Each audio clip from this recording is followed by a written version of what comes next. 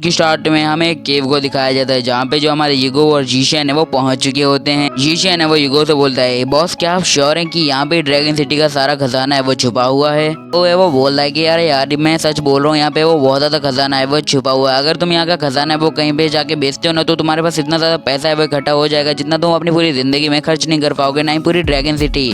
जीशेन है वो वहाँ पे दीवारों को देख के वो बोलता है कि जगह है वो बहुत ज्यादा अजीब है। ईगो है वो बोलता है कि अजीब है तो इसे अजीब ही रहने दो और किसी भी चीज को है वो टच मत करना। अगर तुम्हारे टच करने से हम लोग है वो फंस गए तो उसका जिम्मेदार कौन होगा? तुम्हारे एक टच हमारी जिंदगी को वो जोखिम में डाल सकता है। तभी जो हमारे ईगो है वो एक जगह पे पहुंच जाता है और वहाँ पे जाके रुक जाता है और एक जगह पे लाइट मारते हुए बोलता है कि इस जगह पे पूरा का पूरा डेमनिक और है वो बह रहा है, मतलब ऐसी चीजें जहाँ पे सिर्फ शैतानी लोग है वो आ सकते हैं या फिर बहुत ज्यादा इवल पावर है वो बह रही है। तभी ईगो की नजर है वो किसी चीज पे चली जाती है, फिर हमें उस चीज को भी है वो दिखाई दिया जाता है। गाइस उस चीज पे वो लिखा होता है कि जो होटियन सेक्ट है वो बहुत ज्यादा खराब सेक्ट है, उसने ना बहुत ज्यादा लोगों को फंसाने की कोशिश की और काफी ज्यादा है वो गंदी चाल है वो खेल चुका है।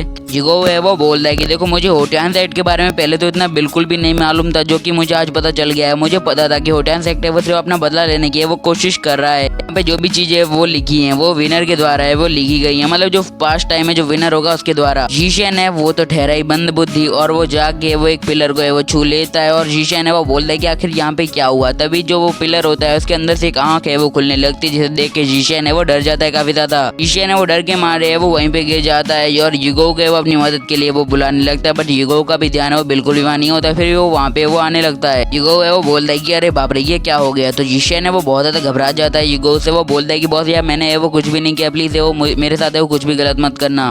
वहाँ पे एक डब्बा है वो बंधा हुआ होता है, जिसे देख के जीशेन है वो बोल रहा है कि नहीं यार इसमें से वो कोई चीज है वो बाहर आ रही है, मुझे बहुत ज्यादा डर लग रहा है इसके अंदर है वो आखिर क्या होगा। वहाँ से एक चीज बाहर निकलती है जिसका नाम होता है आई ऑफ ईविल। वो बोलता है कि काफी लंबे अरसे के बाद है वो फाइनली मैं आजाद हो चुका हूँ, बहुत ज्यादा लंबी नींद है वो मुझे लेनी पड़ी है बट छोड़ो यार। जीशेन है वो बोलता है कि अरे बाप रे ये आखिर क्या हो गया और वो डर के मारे बोलने लगता है ये घोस्ट है। इसलिए अगर आप वो बहुत ज्यादा घबरा जाता है और बोलता है कि बॉस आखिर ये चीज है वो क्या है, मुझे कुछ भी है वो समझ नहीं आ रहा। वो अपने मन में वो बोलता है कि मुझे पता है ये वो मेरे 1000 टेंटिकल डेविल से वो एकदम सिमिलर है, मुझे लग रहा है कि इन दोनों के बीच में वो कोई ना कोई कनेक्शन तो बिल्कुल है। वो अपने मन में वो बोल रहा है कि इस वर्ल्ड में 7 ऐसी स्पिरिट हैं जो बहुत ज्यादा खतरनाक है और उनकी पावर है वो मैक्स लेवल पे होती है और उनमें से एक है वो अभी फिलहाल मेरे आंखों के सामने है जिसे मैं देख रहा हूँ, ये बहुत ज्यादा इवल पावर वाली है, मतलब ब्लड स्पिरिट है। वो पीछे की तरफ मुड़ता है और बोलता है कि आखिर तुम ये कर क्या रहे हो। ईगो है वो बोलता है कि जल्दी से अपनी आंखें है वो बंद कर लो और इसकी तरफ है वो बिल्कुल भी ध्यान मत देना। ये जो स्पिरिट है वो आंखों में आंखें डाल के वो तुम्हें कंट्रोल है वो कर सकती है, तो इसकी ब्लड स्पिरिट यानी इस चीज से वो एकदम सावधान रहना वरना मैं वो तुम्हें खोना नहीं चाहता इस मूवमेंट पे। तो ब्लड स्पिरिट है वो बोलती है ये कैसा दिल है, मुझे इसमें कुछ भी है वो समानता नहीं दिख रही है। और फिर वो होता है ईगो और जीशेन की तरफ है वो अपना अटैक कर देता है और बोलता है कि ये बॉडी है वो मुझे दे दो, इस बॉडी की मुझे बहुत ज्यादा जरूरत है।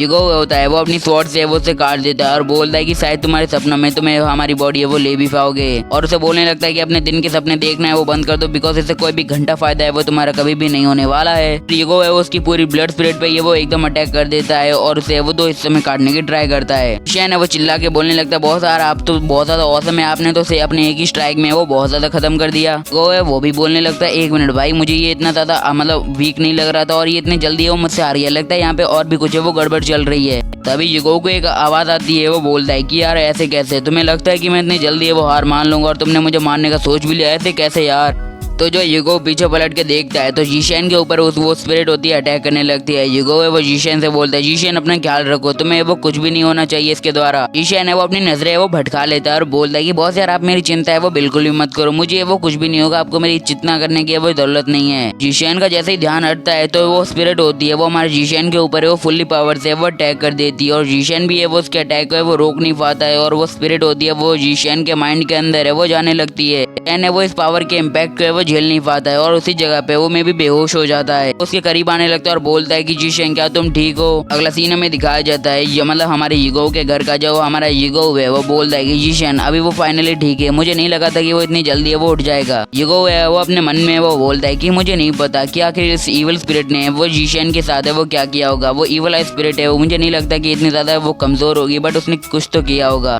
तभी जीशेन है वो अपनी आंखें वो खोल लेता है और धीरे धीरे करके उठता है। ईगो है वो बोलता है जीशेन तुम फाइनली है वो उठी गए, तुम्हें वो कैसा महसूस कर रहे हो, क्या तुम वो मुझे पहचानते हो। मतलब ईगो को लग रहा होता है कि वो अपनी याददाश्त है वो भूल चुका है। जीशेन है वो बोलता है कि बॉस आप ऐसी कैसे बातें कर रहे हैं, मतलब मैं आपको है वो कैसे भूल सकता हूँ, आपको ऐसे सोचा भी कैसे मैं आपको भूल जाऊंगा।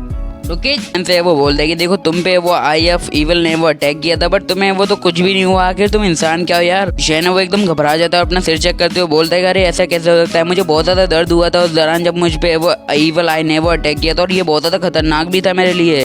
ईगो है वो मुस्कुराते हुए अपने मन में वो बोलता है कि अभी जिशन है वो मुझसे एकदम इजीली बात कर पा रहा है, तो इसका कोई भी चांस नहीं है कि आई ऑफ इविल ने उसे वो अपने अंदर है वो ले लिया हो। सीधे शब्दों में कहें तो शायद उसे कंट्रोल है वो किया हो। जो हमारा ईगो है उसे बोलता है कि अभी भी तुम्हें वो बहुत ज्यादा आराम की वो जरूरत है, तो तुम्हें यहाँ पे रेस्ट करना चाहिए। जिशन है वो बोलता है कि अच्छा ठीक है बस बाय। जिशन है वो अपने हाथ को है वो धीरे धीरे करके वो खोलने लगता है, तो उसके हाथ में एक आंख होती है जो कि आई ऑफ इविल की होती है। जिशन भी है वो एक इविल सी स्माइल देता है, तो आप समझ गए होंगे कि जिशन भी कोई दूध का दिला हुआ इंसान नहीं है। अगले सीन में हमें दिखाया जाता है ईगो के घर का सीन, जहाँ पे वो लोग अभी रिसेंटली वो रहते हैं। तो ईगो है वो अपने घर पे आ जाता है और मैंग है वो बोलते है कि इस बार तुमने ये सब चीजें हैं वो वहाँ से ढूंढ के लाई है, ये क्या खजाना था वो ये। ईगो है वो बोलता है कि ग्रैंड परस्पेक्टर ने वो यहाँ पे बहुत ज्यादा खजाना है वो छोड़ा था, जिसमें से मुझे एक मैप मिला है जो पूरे यांगडो सिटी का है, वो एकदम मस्त मैप है, वहाँ मिल चुका है, बहुत ज्यादा खजाना है मिलने वाला है हम लोगों को। मैंग होती है वो बोलते है कि पूरे राज्य का मतलब पूरे राज्य के खजाने का मैप है हमारे पास, ये बात है वो फैलनी नहीं चाहिए, वरना ड्रैगन सिटी है वो बहुत ज्यादा बड़े खतरे में वो आ सकती है। बिकॉज लोग समझते हैं कि ड्रैगन सिटी है वो फाइनेंशियल तौर पे वो बहुत ज्यादा कमजोर है और डाकू ऐसे लूटते रहते हैं, बट उन्हें क्या पता है इस सिटी में इतना ज्यादा खजाना है कि डाकू लूटते लूटते वो थक जाएंगे।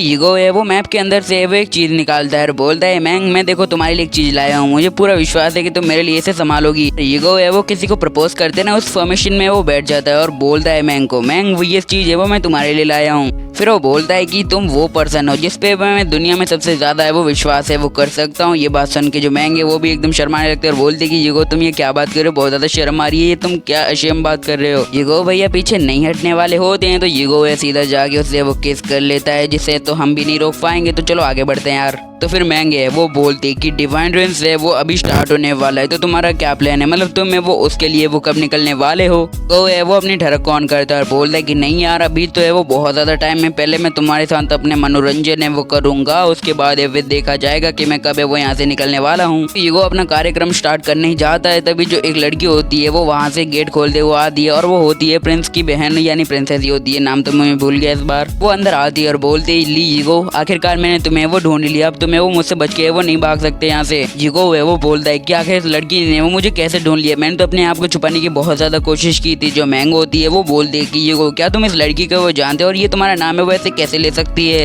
ईगो है वो बोलता है इस लड़की का नाम है टाइपिंग और ये प्रिंसेस है, मतलब जो मैंने आपको फर्स्ट प्रिंस से मिलवाया था ये उसकी बहन है। वो बोलता है कि ये सिर्फ एक एक्सीडेंट है, इतना ज्यादा मतलब सीरियस मत हो जाना इसके ऊपर। प्रिंसेस है वो बोलती है क्या तुम भूल गए हो, तुमने मुझे बात के टाइम में वो देखा था, तो तुम अपनी रिस्पॉन्सिबिलिटी से वो पीछे नहीं हट सकते, तुम्हें वो वादा किया था कि तुम मुझे वो 100 टॉयज है वो दोगे। ईगो भी है वो बोलता है कि यार इतना भड़को मत यार, मैं तुम्हें तुम्हारे टॉयज है वो दे रहा हूँ, इतना ज्यादा नाराज होने की भी कोई जरूरत नहीं है। प्रिंसेस है वो भड़क जाते हैं और बोलते हैं कि सिर्फ एक डॉल, मुझे इसकी जगह वो हजारों डॉल चाहिए ऐसी सेम। वो बोलता है कि अच्छा ठीक है, बट जब मैंग ने ये बात सुनी होती है कि ईगो ने उसे नहाते टाइम में वो देखा था, ये बात सुन के जो मैंग है उसका दिमाग है वो हिल जाता है। फिर वो ईगो की तरफ बड़ी आतंक भरी नजरों से देखती है और बोलती है ईगो ये तुमने क्या कर डाला। ईगो भी वो अपनी सफाई देते हुए बोलता है अरे भाई यार मेरी बात सुन यार, मेरी माँ है, मैंने वो ऐसा कुछ भी नहीं किया, मैं तुझे एक्सप्लेन है वो कर सकता हूँ, प्लीज यार एक बात तो सुन ले मेरी। फिर क्या मैंग उससे वो अच्छे से कूटने लगती है और वो बहुत ज्यादा आवाजें आने लगती है, प्लीज यार मैंग मुझे छोड़ दो, ये सिर्फ एक मेरी गलती थी, इसी के साथ होता है। अगले सीन में एंटर तो जो हमारा जिशन होता है वो ईगो से बोलता है कि देखो यो और युन के यहाँ से जाने के बाद हमारी टीम है वो बहुत ज्यादा छोटी पड़ गई है, तो हमें वो बहुत ज्यादा जरूरत है नए मेंबर्स की।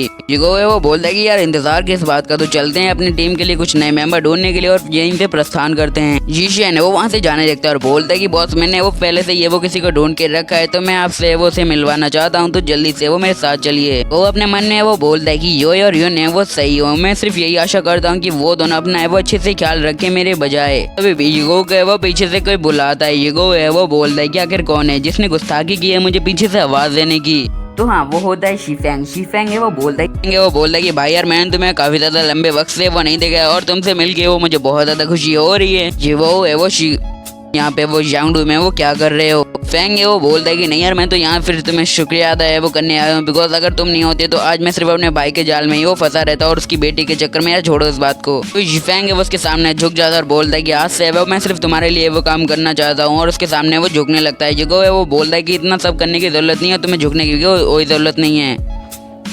वो उसे बोलता है कि तुम्हें ये सब करनी है। फिर वो बोलता है कि चलो हम एक काम करते हैं। अगला सीन है वन मार्शल आर्ट अकेडमी का दिखाया जाता है। फिर युगो है वो बोलता है कि देखो हमारा काम है वो हो चुका है फाइनली। युगो है वो बोलता है कि चलो इस मामले में अब हमारे पास है वो इनफ प्लेयर है वो हो चुके हैं, तो अब हमें एंटर कर देना चाहिए। युगो अपने साथियों से बोलता है कि अब हमारे पास 2 मार्शल ग्रेट लॉर्ड लेवल के बंदे हैं, जिसकी मदद से हमें टेस्ट पास करने में इतनी ज्यादा मुश्किल है वो नहीं होने वाली है, तो चिंता फ्री होकर अपना टेस्ट है वो देना शुरू करते हैं। अभी युगो होता है वो बोलता है जीफेंग जरा एक बार यहाँ तो आना। फिर वो उसे बोलता है कि एक बार ये बताना कि मिस वो है वो उसके साथ तुम क्या करने ज्यादा पसंद करती थी, तो मैंने कुछ फेक चीजें वो बनाई और उसको थमा दी, तो अभी ये वो सीनियर पे विश्वास ना कर पे वो मुझ पे विश्वास करती और ये हमारे साथ है। अभी शिफेंग है वो बोलता है कि क्या तुमने सुना कि ये फैमिली के यंग मास्टर ने वो सुसाइड कर लिया है और उसकी डेड बॉडी भी वो नहीं मिली। वो ये सुन के वो बहुत ज्यादा शॉक हो जाता है। वो बोलता है ये फैमिली का यंग मास्टर मतलब क्यांग है वो मर चुका है। तो जो हमारे जिफेंग है वो बोलता है कि हाँ मुझे सुनने में आया था कि वो भी है वो तुम्हारी मार्शल आर्ट अकेडमी का वो एक मेंबर था। मिस हु है वो भी बोलती है कि हाँ मेरे भी सुनने में आया है कि ये क्यांग ने वो मतलब तालाब या फिर कहीं नदी में कूद के वो अपनी जान दे दी विदाउट एनी रीजन। तो वो एलियन सिस्टम में चेक करता है कि आखिर विलन प्लॉट आर्मर और हीरो प्लॉट आर्मर में वो कितना चेंज आया वो देखता है। तो उसमें अभी भी बता रहा होता है कि क्यांग है वो जिंदा है। वो बोलता है कि आखिर अगर वो मर चुका है तो उसकी ऐसी पावर है वो कैसे शो हो रही है और ये बढ़ती जा रही है। पीछे से युगो को एक आवाज आती है क्या तुम्हारी टीम में कोई भी जगह है, मतलब तुम्हें कोई और न्यू मेंबर चाहिए। तो वो बोलता है क्या मैं तुम्हारी टीम को वो ज्वाइन कर सकता हूँ। इसी के साथ एपिसोड खत्म। बाय गुड बाय सानारा बाय।